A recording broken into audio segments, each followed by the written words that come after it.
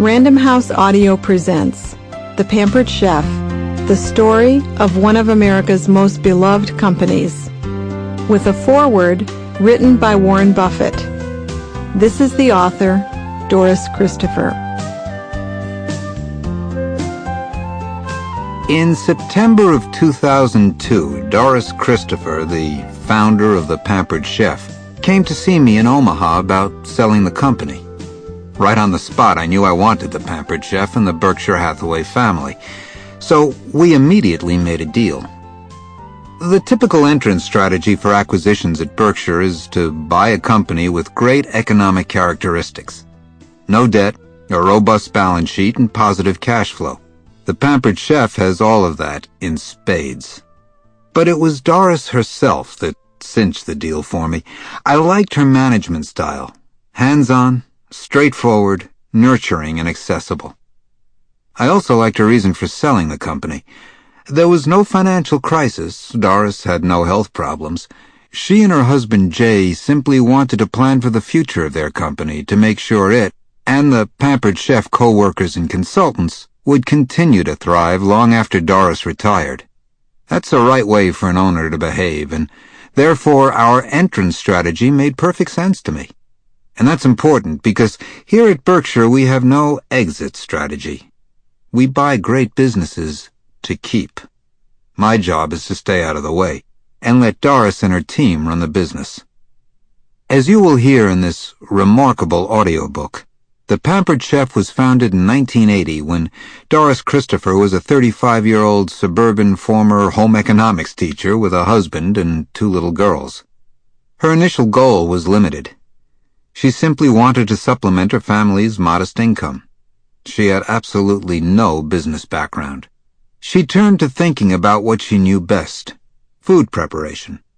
Why not, she wondered, make a business out of marketing quality kitchenware, focusing on the items she herself had found most useful.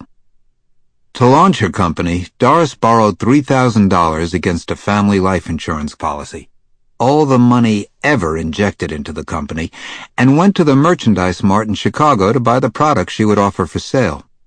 She set up operations in her basement. Her plan was to conduct in-home presentations to small groups of women, gathered at the homes of their friends.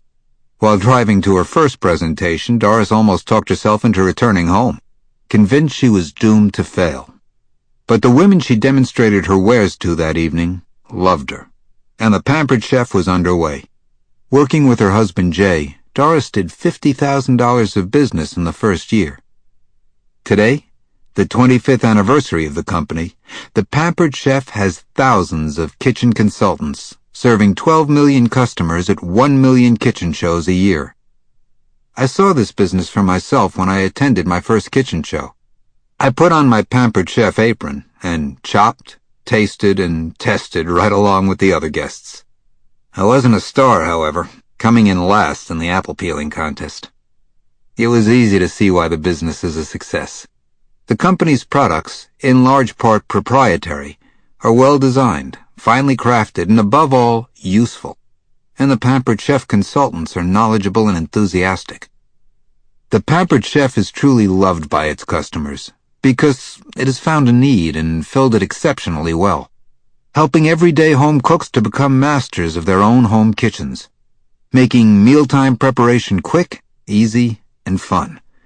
It also offers its consultants an incomparable business opportunity, allowing men and women to build a home-based business of their own based on Doris Christopher's personal blueprint for success. When you hear the profiles of the Pampered Chef's kitchen consultants, you may wonder what you're doing in your 9-to-5 cubicle while these folks are happily cooking their way to fame and fortune. At Berkshire Hathaway, we like companies that are easy to understand. Doris Christopher's Keep It Simple approach has a lot to teach anyone who's reaching for the American dream. Frankly, if I can't understand a company's business, I figure their customers must have a pretty hard time figuring it out too. I would challenge anyone on Wall Street to take $3,000 and do what Doris Christopher has done. Build a business from scratch into a world-class organization. But follow the simple steps in this audiobook, and it just might happen. Come see me in Omaha when you've put together your own recipe for success. We pay cash, and Berkshire's check will clear. In the meantime, listen to this audiobook. Then, listen to it again. The Pampered Chef. I've read about people who claim they had a complete vision of the success of their business at the very start. I confess that in 1980, when I started the Pampered Chef, I could not even imagine the company we are today. I had no vision of grandeur. I just wanted to make enough money to contribute to our household income and the future college education of our two young daughters. After 8 years as a stay-at-home mom with Julie and Kelly, I was looking for something with flexible hours that would allow me to be at home for them after school. I always placed family before career, then, as I do now. I soon found that this priority eliminated a lot of jobs. The only thing left was to start my own company. I was blessed with a supportive husband who shared my enthusiasm for my work. Jay was also my mentor, advisor, and cheerleader. Without his support, I don't see how my tiny business would have ever got off the ground. In preparation for writing The Pampered Chef, I have given considerable thought to the amazing journey that Jay and I have traveled. This exercise forced me to recall many personal events in my life that contributed to the creation of The Pampered Chef. Some of these incidents were temporary setbacks that turned out to be blessings in disguise. In retrospect, it is as if each incident was a small piece of a large puzzle. As you listen to my story, I will reveal each of these magic moments. It would be easy to write them off as fate. However, I choose to give credit where credit is due. I believe it has been God's hand at work. He has been instrumental in guiding me, and the result has been an enterprise that serves tens of thousands of Pampered Chef people, whose work, in turn, enriches millions of families. Along the way, we have been blessed to be able to give back by embracing such causes as hunger relief, early breast cancer detection, and family resiliency. The joy of giving is the gift from God that I cherish most. I've been described as the typical girl next door, and although I was a conscientious, above-average student, I never stood out in a crowd, not then nor now. This is why I believe what happened to me can happen to you. I invite you to come along with me as I tell my story, our story. May it furnish you with inspiration to take a wonderful journey of your own. As a little girl, on our family trips to Michigan, I'd tell everyone I was from Chicago. But the truth is, I grew up in Oak Lawn, Illinois, 12 miles southwest of the Loop. We were definitely not big city folk. Oak Lawn was a small, rural community, away from the hustle and bustle of life in the metropolis. Growing up in the 1950s and 60s, my two older sisters and I were raised with old-fashioned small-town values. Our family knew our neighbors on both sides of the street.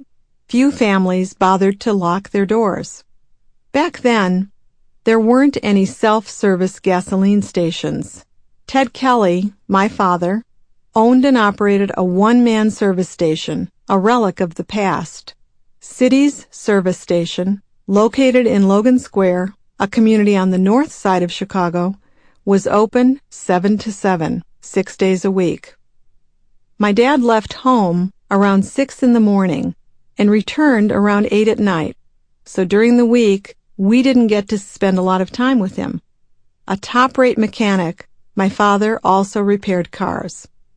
My sisters and I were too hungry to wait for my dad's arrival, so my mother prepared an early dinner for the 4 of us and a later meal for my father.